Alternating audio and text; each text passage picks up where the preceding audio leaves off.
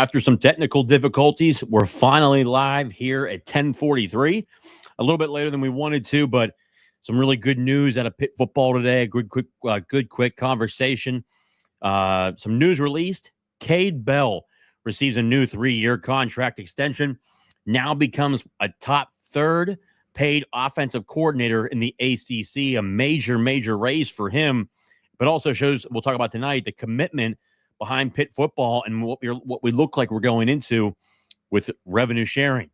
Also, too, spring camp has officially started. We're 2 practices in. Tomorrow will be the real official first practice with full pads and plenty of good playmaking abilities. We'll be finding out tomorrow. We'll certainly dive into a number of different conversations tomorrow when it comes to the Pitt's first full padded spring practice, and certainly during the Sunday conversation, we will go through a number of different aspects of the Saturday practice. But some really good news so far out of the first 2 days of camp. We'll go over that as well. But guys, before we get into it tonight, the show is sponsored by Colonial Beer, located at 4986 Library Road in Bethel Park, PA, 15102. Obviously, guys, you can imagine, hail to Pitt, the Icy Light corporate sponsorship with the University of Pittsburgh, a great sponsorship, great people. But more importantly, Colonial Beer, a great place with great people, customer service through the charts, but run by 2 great Pitt men. I can tell you this right now, Alan and Bill are truly the best at what they do, and they care about each and every one of their clients when they go through the store.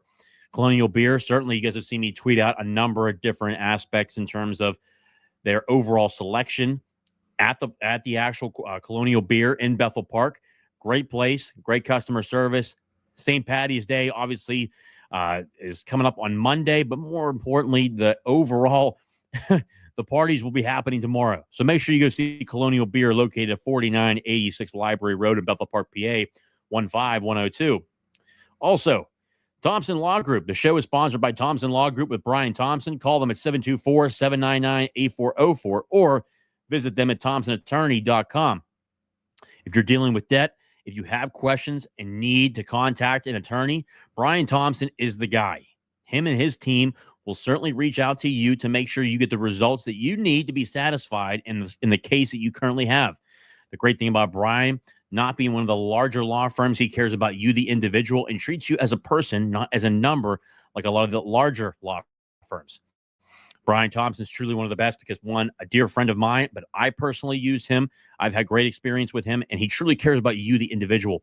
He's got a tremendous family, comes from a great family, and does a lot of work in the community. So make sure you call Thompson Law Group with Brian Thompson. Call them at 724-799-8404 or visit them at thompsonattorney.com. And lastly, again, the newest sponsor of the Talking College Football with JJ Kitchen show, the K Collection Coffee by Austin Kitchen. Go ahead and get your coffee with Austin Kitchen. As you can imagine, the name sounds familiar. Yes, it is my younger brother who plays for the Seattle Mariners and the Major League Baseball Association. www.thekingscraft.com. Obviously, this is one of my favorites. I have this every morning, the AK Espresso, the K Collection. This is the bag, obviously. Tremendous. I was never a big coffee guy. And when Austin showed me the espresso, when he first debuted with the Colorado Rockies, talking to their nutritionist, and she had a great point. This is really good for your overall health, but more importantly, really good for your digestive system, your gut health, and certainly this gets you going in the morning. I can tell you this: going to my workouts in the morning or going to work. This is it right here. The K Collection Coffee by Austin Kitchen.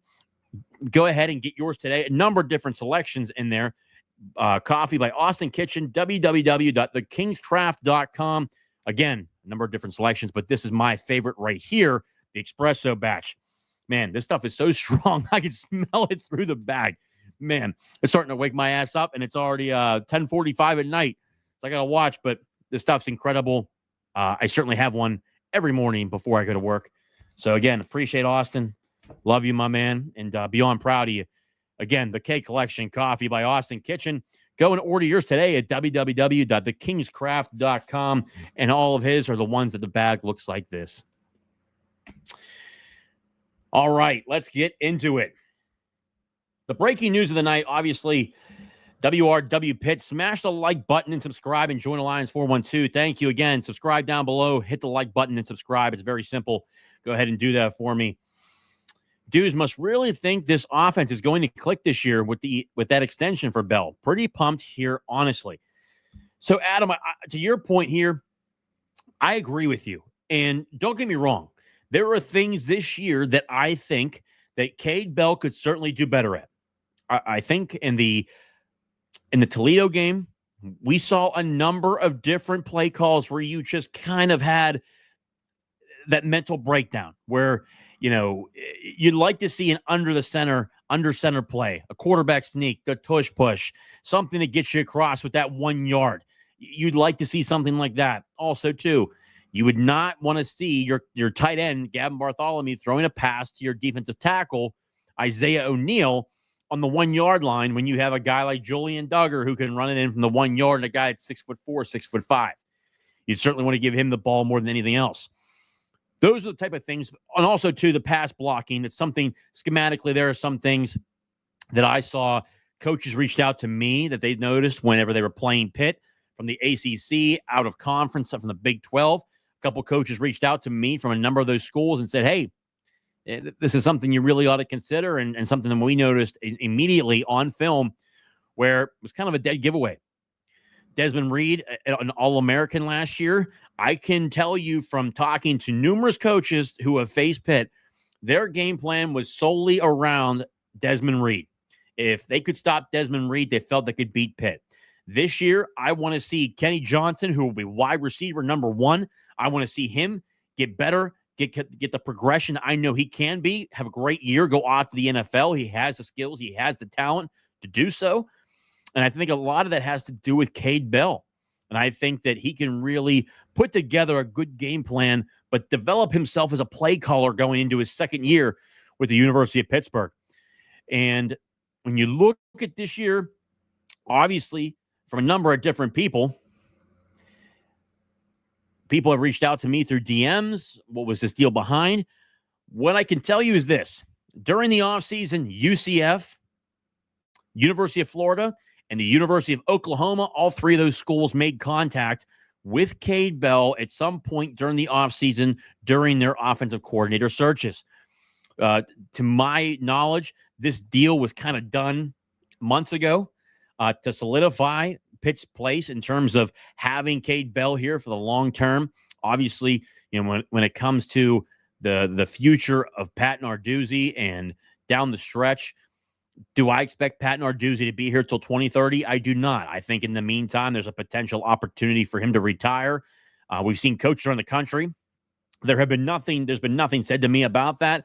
I just think that the way Coach Narduzzi really recruits and how he coaches and how he runs his program, I think that we could potentially see that. And I think that's not out of the realm. I don't think that's out of the stretch of the imagination or out of this world. I think that's a possibility. And right now, I think it's important to have a guy like Kade Bell here for the future. And I think this is a very big thing for Pat Narduzzi to hold off schools like UCF, Oklahoma, University of Florida, obviously 2 schools out of the SEC that reached out, and had contact with Kade Bell during the offseason. I think it's a very good thing for Pitt to hold on to this coordinator because you don't want to start over again. You don't want to start over with another person. And I think when you look at Kade Bell, you can see the progression. And people could talk about the second half of the year, after the Pitt was 7-0 games, really the last 3 or 4 games were kind of questionable. But a number of those issues had to do with injuries. Obviously, Eli Holstein was 7-1 in his time as a starting quarterback in 8 games last year for Pitt. The offensive line went through a number of different struggles because of the ins and outs. Obviously, young guys coming in was a pretty noticeable effect in terms of the offensive line, guys being rotated in, lack of experience. So in a number of different areas. And also, the wide receiver room went through a number of different injuries as well. So I think when you're looking at Pitt right now, this is a great move for Pitt, keeping him here for at least the next 3 years. I would imagine the buyout's probably not too big at all. I know when Frank Signetti, when we fired him, from everything I can curtail, and allegedly, his buyout was $1.5 million. And Pitt paid that out. Obviously, Frank Signetti is enjoying retirement as the offensive coordinator going into this year. The offensive coordinator for IUP, Indiana University of Pennsylvania, where his dad started, where he started at the Division II level. He's pretty much enjoying retirement here in Pittsburgh. So that'll be his final gig. But overall, this is a great opportunity for Pitt to solidify its group. Make sure that, one, you see other teams and tell other coaches and tell other teams. Pitt's paying at a high rate. And I'm going to share my screen with you guys here to my Twitter account. Obviously here, Pete Nakos out of On3. Pitt has signed offensive coordinator Kade Bell to a 3-year contract extension, a source tells On3 Sports. Also, Pete Thamel, if I can look him up here.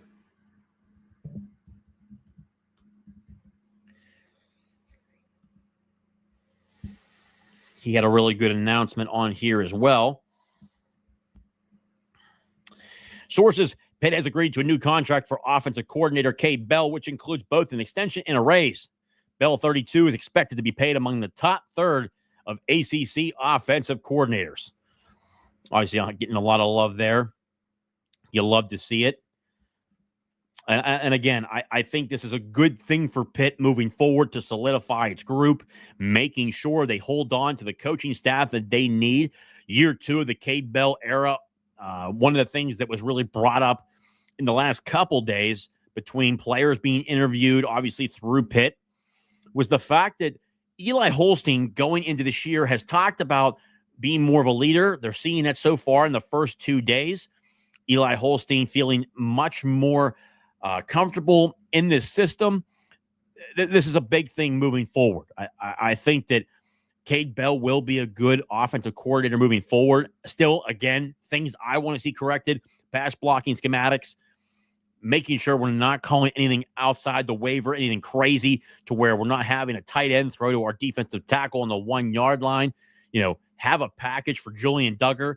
Also, too, Julian Duggar was officially named going into the season the backup quarterback to Eli Holstein. I think it's a huge factor going forward because now he's going to get very materialized reps. If you're the first quarterback, QB1 or QB2, you're getting the majority of the reps. I would say 80% of the reps go to the quarterback 1, which would be Eli Holstein. 20% goes to Julian Duggar. After that, it's really nobody else. But getting Julian those extra repetitions during practice this year will only help him for the games when they have those packages in there. He's certainly a dual threat quarterback. There's numerous areas where you could certainly use him. Packages towards the goal line, midfield. If you really want to change up the pace of the game, you can certainly show him as a change of pace guy. Really throw him in there. Have a play action. RPO is certainly one of his major aspects. We saw a numerous number of his highlights throughout the offseason from the Toledo game. And I think that Pitt's really done a good job.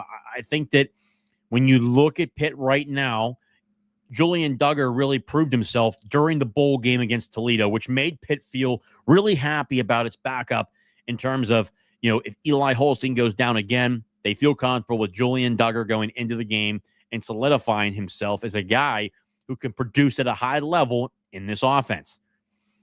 And I think when you look at the 1 and 2 spot, Eli, Julian Duggar, and then Mason Heinchel, the true freshman, coming in as an early enrollee, will be quarterback number 3.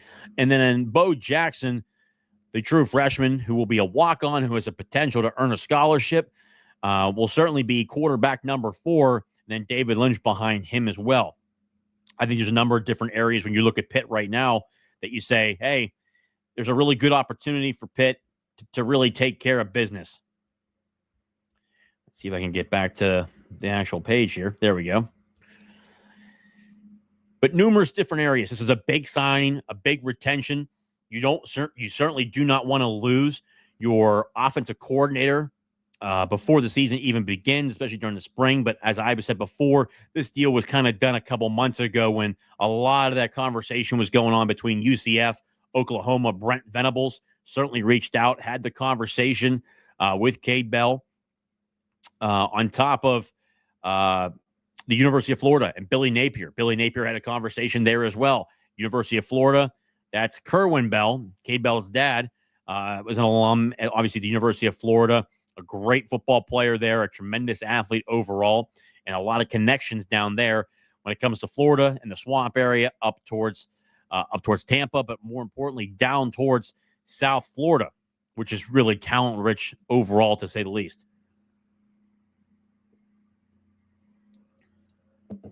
So a good job by Pitt here, holding on to its offensive coordinator. Now moving on to the second part of the news. The first 2 days of spring camp really went on. These first 2 days, you really don't see anything out of the ordinary where you say, hey, you saw guys really just make tremendous football plays. With guys, I think, you look at it really helmets only. They'll have their skellies on, which are really not shoulder pads. They're kind of like light brushings on top to where it's kind of a cushion, and then they're in shorts. Saturday, tomorrow, will be the first practice that Pitt goes into. Full padded practices. That's when you find out who your players are. More importantly, your offensive linemen, your defensive linemen.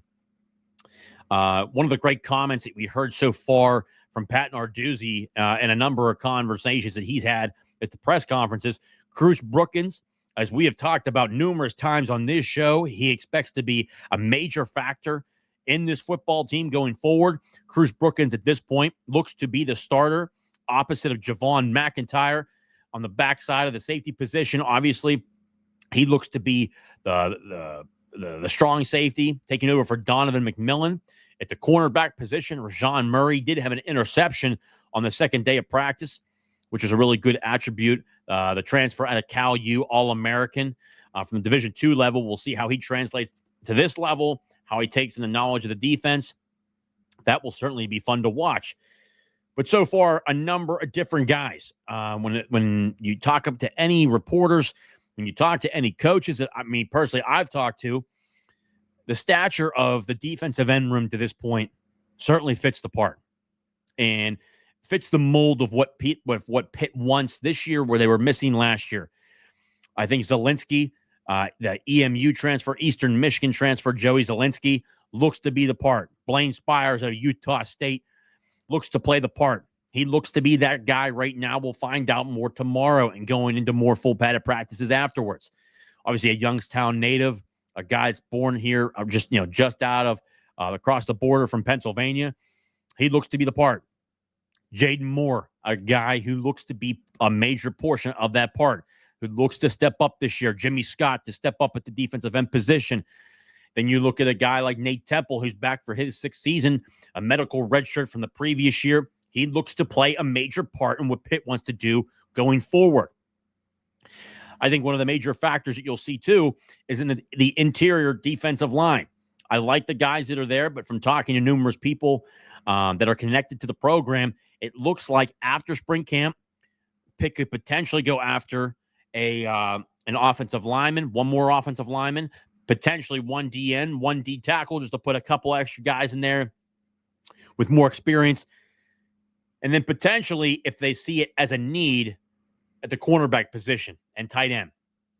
The one thing I've told people back and forth over and over again is when you're after spring camp, you're really overpaying for a lot of guys because the majority of teams are desperate at that point. If you're looking for players after spring camp, you're kind of struggling. In Pitt's case, they're only looking potentially at 3 or 4, maybe 3 to 4 guys, which isn't a bad thing. You're kind of just looking to supplement places where you think you might have missed, or you want to add more depth because you've seen guys, whether they get hurt or you think you might not have enough depth and you want to play an extra part, especially, too, with the scholarships now going from 85 to 100 scholarships. That's a great factor there as well. When it comes to the offensive line room, we found out on the second day of practice, which was on Thursday, yesterday, Jeff Percy, the offensive line transfer from the University of Michigan, looks to be at this point going in as a starting left tackle. He has taken that position. Ryan Bayer, going to the podium, talking at his press conference, talked about how he feels better on the right side at right tackle. It could be Jeff Percy at left tackle, Ryan Bayer at right tackle. You have those two there. I think potentially you have Kendall Stanley moving into play guard if he needs to. And then BJ Williams maybe potentially moving to left guard. And then in the center position, you obviously have returning starter from last year. Why am I drawing a blank on his name right now? You guys can certainly help me out in the comments. Obviously, down below, too, the super chat button's down below if you want to make a donation to the podcast and get your question to the top. Go ahead and use the super chat button down below. We have people in here from X and from YouTube. It's great to see both of the numbers up there. They look really good. If you're over on X, head over to YouTube, hit subscribe, and the like button down below. Lyndon Cooper, thank you, Pitman. Lyndon Cooper at the center position. I believe that Caleb Holmes will be the backup at center. I've heard nothing but good things about him going into this spring so far. Keith Guvia, the transfer from the University of Richmond, has done a good job during his overall offseason program with the Pitt Ironworks. He's done a good job there. They said he's tough as an ox. Certainly a guy who's built, strong, physical, your old school type of interior offensive lineman, especially at guard. He'll be at the guard position. You still got Terrence Enos there on the inside. He can also play on the outside. Also, you have those two plus Jackson Brown, Isaiah Montgomery. That's four guys right there. So now automatically you really have 9 offensive linemen you can rotate in between the interior and the exterior. And the guys, when you look at offensive tackle, guard, center, last year, depth was an issue. But now those guys were able to get those important repetitions last year and the second half of the season where you saw a number of different injuries. They certainly have the depth now. They have guys who have experience. Now, if there's a guy in the portal that they say, hey, he can come in here and compete, we think he might be better at the guard position or better at the tackle position, they'll certainly add that guy. But when you go into the transfer portal after this spring, it gets dicey. You start to pay a lot more than what's really out there. So they'll certainly be critical of that. But after April 1st, revenue sharing gets involved. And again, like I've told you guys before, the things that I've heard, Pitt will be spending 80 to 85% of the revenue sharing on football, 10 to 15% on basketball, and the remaining left to volleyball, potentially 5 to 10% on volleyball. Those are your buckets. That's your business bucket. Football, basketball, and volleyball. Those are really your three from what I'm hearing. And then the rest, they will just certainly use scholarships. And then Alliance 412 will certainly be around still to help out with NIL deals as well, which is truly important. And again, Alliance 412 has done one hell of a job. If you are not involved with Alliance 412, you should be. I'm a proud Alliance 412 subscriber to the 412 level. Certainly helps out with them and the potential NIL because, as Alan Green has said before, the revenue cap is at 20.5, but NIL is completely separate. You can go over the 20.5, and that's his goal, to go over $20.5 million in spending when it comes to the addition of NIL as well. So right now, again, tomorrow will be a massive factor moving forward in terms of what we see from the University of Pittsburgh football team on a Saturday, first padded practice, which is a really good one. It'll be a good first practice where you finally see what's going on, what it looks like moving forward. That'll certainly be fun.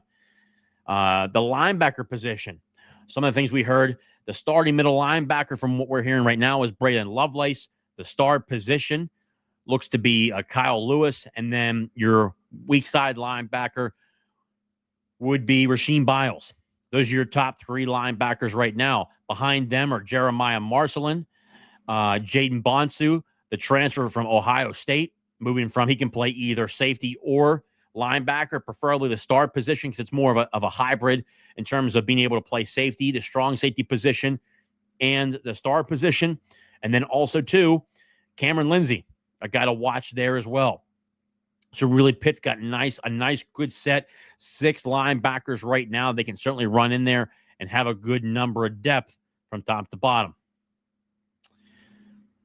Looking here at the comment section. Let's see here. Like and subscribe. Smash the like button, subscribe, and join Alliance 412. Amen. Dudes must really think, okay, we answered that one. Looking here, I don't see any super chat buttons, guys, or any super chat questions. I think that's really all we had for tonight. We're going to find a lot more from the Saturday practice. We'll be able to have the next conversation, the Sunday conversation, at 8 o'clock this coming Sunday. Make sure you're subscribed to the channel. If you've not done so, subscribe to the channel down below. Make sure you subscribe, like the video, easy, free. Go ahead and do that. As always, with no more questions, I think we're going to end it on an early note tonight.